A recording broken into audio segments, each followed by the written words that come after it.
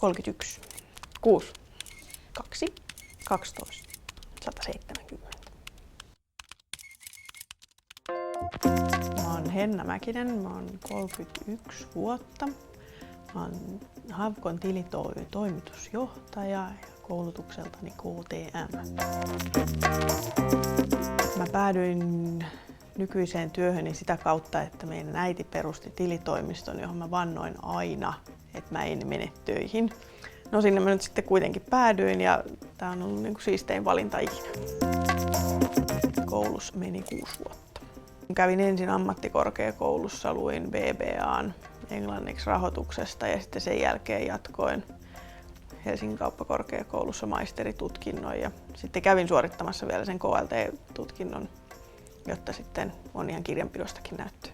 No, toimitusjohtaja on tilitoimistossakin sen yrityksen viimeinen lenkki, eli aina kun tarvii päättää isoista asioista, vastata henkilöstön kysymyksiin, tehdä asiakkaiden kanssa isompia ratkaisuja, niin ne on sellaiset asiat, jotka tulee mun tehtäväksi.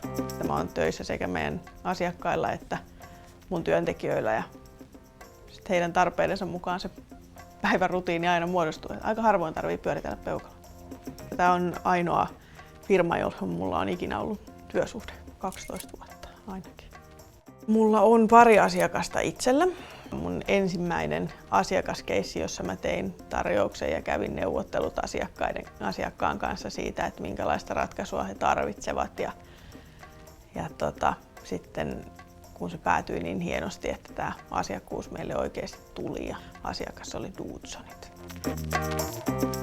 Ala on kehittynyt kovasti, työt on muuttuneet paljon mielenkiintoisemmiksi ja järkevämmiksi, ainakin mun näkökulmasta. Olla oikeasti auttamassa yrityksiä, että ei tarvitse enää tulla tilitoimistoon töihin tekemään kirjanpitoa, vaan pystyy oikeasti tukemaan firmoja siinä niiden kannattavan liiketoiminnan kehittämisessä.